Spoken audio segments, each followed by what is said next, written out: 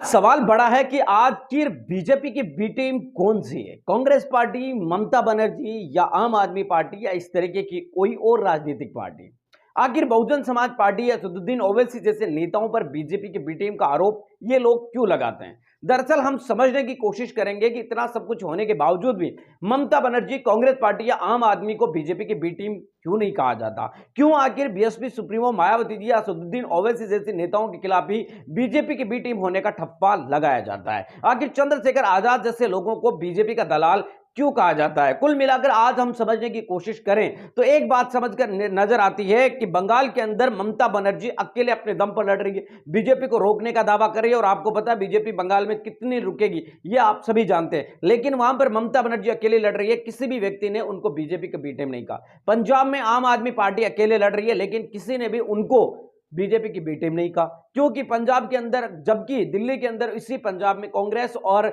आम आदमी पार्टी का, जिसका दिल्ली में गठबंधन है, उनका पंजाब में गठबंधन नहीं है, वहां पर अकेले लड़ रहे हैं, लेकिन फिर भी वो बीजेपी की बी टीम नहीं है। दूसरी तरफ यूपी में जहां कांग्रेस पार्टी और समाजवादी पार्टी साथ लड़ रही है, वहां पर कांग्रेस के खिलाफ एक तरीके से कांग्रेस के जो नेता है वो समाजवादी पार्टी के लिए प्रचार नहीं कर रहे हैं, समाजवादी पार्टी के जो नेता है वो आपको बता दें कि कांग्रेस के लिए स्थानीय नेता प्रचार करने के लिए इनकार कर रहे हैं, फिर भी वो आपको बता दें कि बीजेपी के बी टीम नहीं है। देश में इतनी सारी राजनीतिक दल है जिसमें नीतीश कुमार, शिवसेना, एनसीपी जैसे खुलेआम इन लोगों ने बीजेपी का साथ गठबंधन किया, बीजेपी के साथ सरकारें चलाई, बीजेपी के साथ कई सालों तक गए, आज वो इंडिया गठबंधन के साथ है, लेकिन उसके बावजूद भी उन लोगों को ये बीजेपी की बी टीम नहीं कहते। नीतीश कुमार तो इतनी बार अदला बदली कर चुके हैं, लेकिन फिर भी उनको बीजेपी की बी टीम नहीं कहा जाता। कुल मिलाकर यहां पर कई सारे सवाल खड़े होते हैं कि आखिर कांग्रेस पार्टी के द्वारा असदुद्दीन ओवैसी और बीएसपी सुप्रीमो मायावती जी को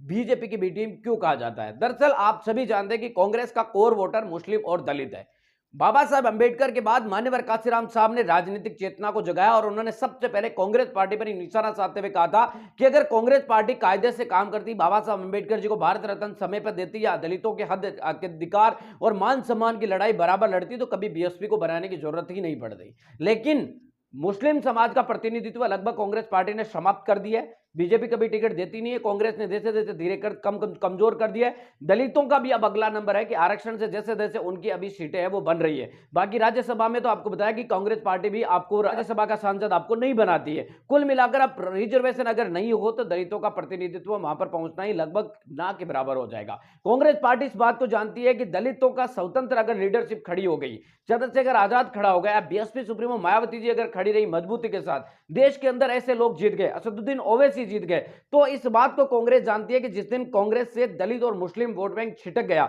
उस दिन कांग्रेस पार्टी का बंगाल की खाड़ी में भी नहीं मिलेगी। कांग्रेस मुक्त बीजेपी कर पाएगी या नहीं कर पाएगी, लेकिन जिस दिन दलितों ने, मुस्लिम समाज ने सोच लिया, उस दिन सच में बीजेपी कांग्रेस मुक्त है वो भारत हो जाएगा। इसी बात से डरते हुए कांग्रेस पार्टी दलितों को और मुस्लिमों को, क्योंकि इनके पास गरीबी, बेरोजगारी, अशिक्षा, डर जैसी समस्याएं उनके पास फैलाकर इतने साल आजादी के बाद कांग्रेस सरकार रही, लेकिन कभी भी उन्होंने दलितों की और मुस्लिम समाज की आर्थिक, शैक्षणिक और सामाजिक व्यवस्था को सुधारने के लिए कोई काम नहीं किया। कांग्रेस पार्टी इस बात को जानती है कि जब तक दलितों और मुस्लिमों को डराते रहेंगे तब तक आपको बता दें कि उनका काम होता रहेगा। कुल मिलाकर आपको मैं बताने की बात करूं तो यहां पर आप यह समझ लीजिए कि जिस तरीके से भारतीय जनता पार्टी हिंदुओं को डराकर यह कहती है कि मुस्लिम अगर ज्यादा हो जाएंगे, बीजेपी अगर हार जाएगी तो मुस्लिम समाज ज्यादा हो जाएगा, मुस्लिम ज्यादा हो जाएगा तो मुसलमान ऐसे उनके साथ कर देंगे। ठीक उसी प्रकार से आपको बता दें कि दलित और मुस्लिमों को कांग्रेस पार्टी इसलिए डराती है कि संविधान खत्म हो जाएगा, आरक्षण खत्म हो जाएगा, इस तरीके से हो जाएगा, उस तरीके से हो जाएगा।